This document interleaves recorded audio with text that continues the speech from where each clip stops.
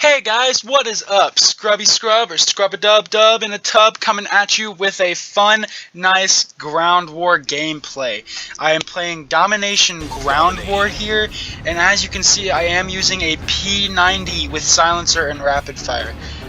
The reason I like this gun so much is it's a very versatile, very small, lightweight gun. I know I say versatile a lot, but it's true. That's the kind of gun I like. Something that can get kills at long range, but also can have a fun, quick gameplay with it. So you can see I'm using the Javelin here. One thing I like to do when I play any kind of ground war or domination game types is get kills right off spawn. Make sure that they don't get those flags right away. It'll lag a little bit here, guys. It's because it's recorded earlier off of the Modern Warfare 3 theater mode, so it'll lag a little bit here and there, but don't worry about that. It'll actually end early too. You will not see the end scoreboard, but don't worry about it, guys. I'll let you guys know all the stats and everything near the end. But one thing I like to do, like I said, I love using specialists. I'm not a huge fan of kill streaks, guys. If you ever watch me play, I almost always have specialists. Modern Warfare 3, Modern Warfare 3, Black Ops 2. I use that specialist, guys. Actually, no, sorry, not Black Ops 2 specialist. Ghost. I love specialists for Modern Warfare 3 and going into Ghost. It is one of the most it's one of the greatest things ever created in Call of Duty, I think, personally, because if you get that specialist bonus, you have a lot of perks to work with, especially Modern Warfare 3 where it gives you every perk. Granted, Ghost, they did cut it back a little bit and make you choose what specific perks you get in specialists, but you're like a beast, you're like a walking tank, and when you're using a submachine gun and get specialist bonus in Modern Warfare 3, you basically turn that sub into an assault rifle, especially with the MP7. You see I picked this one up in mid-game. I picked this up not only because, of course, I want a secondary weapon and I don't have that Javelin anymore, but I also want to use it too because it is also a very long-range sub. The P90 is good at long range, but I have rapid fire on it, so it kicks a lot and it's not as versatile as it used to be. I get a nice specialist bonus here, guys. Again, this game type, you can see I'm not playing with anybody I know. I'm actually just playing in a random match. But one thing that I do is I stay near the middle of the map and I watch all my entries and exits when I play here.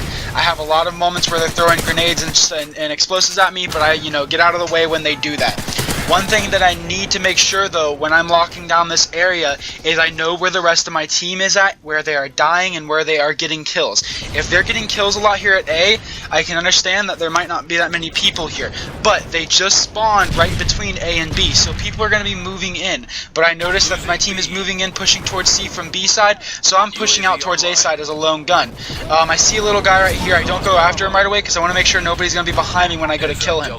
I get down here and I get a nice kill right here. Get a nice overview of what's going to happen when I move in here a little bit. One thing I like to do a lot in Domination is not have a team, and the reason being is because, yes, I have said in my gameplays before that I like having a team because you can call out and make sure you know where people are. But if I don't have a team and the rest of my team is a decent, team holding different points, holding all our spawn points, holding all our flags, I can get myself alone into the flag system, and the way Call of Duty spawns are set up. That's one thing that I love is strategy in Call of Duty. Knowing the spawns, knowing the setups and game types. In Domination, we have 2 flags capped. If I move into C flag area here, and I know that I have a good gun skill to kill a couple people while they're in C flag, our team will still be spawning by A and B, and the enemy team will still be spawning close to me in C flag. And if I have a sub to run around and create some havoc, I will. So that's what I like to do. Move towards that enemy flag. Notice that I stay in this corner and I watch the long range. I never move up here because I know I have a sub and that I can get some nice shots off, but I'm not going to be able to create a lot of havoc if I face a couple guys with, long-ranged ARs down that long hallway. If I peek my head out, boom, I'm getting shot at. Because you just saw, I got an assisted kill. I didn't get a kill off of it because I stayed back. I did not challenge that because I know that one of those guys had a sniper that were picking off some of my teammates. Another one had an FAD who was just spraying and praying the whole way down. So right here, guys, this is what I love about Hard Hat. If you notice, Hard Hat has 4 central spawn systems, each corner. They have one between A and B, one next to A flag, one between B and C, and one between C and A. It's at each corner of the map that the spawn systems are. Nobody ever usually spawns in the middle or between those spawn systems, because when you hold one flag, when you hold 2 flags, they're going to be spawning next to one of those flags, and each of those flags has a corner next to it, or at least 2. A flag has 2 corners next to it, B flag has 1, and C flag has 1.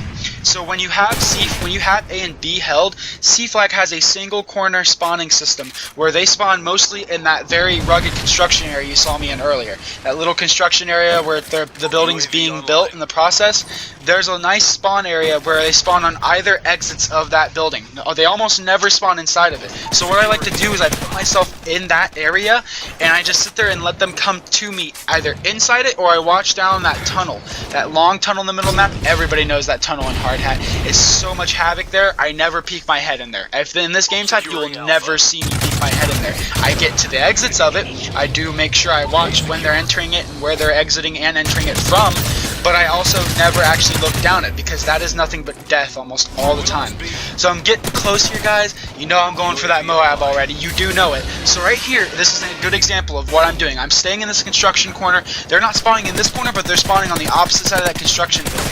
And also to my right slightly. So I know that I have a wall behind me. I don't have to worry about what's behind me, but I can just keep an eye on my left and right sides and just get kills as they're coming up those staircases and coming from my right side. And boom, guys, I get the MOAB. It's pretty cool. It's a nice, fun gameplay, and it's nice, good tips to understand. I get sniped there. He's in the last stand. I don't know what the heck happened there.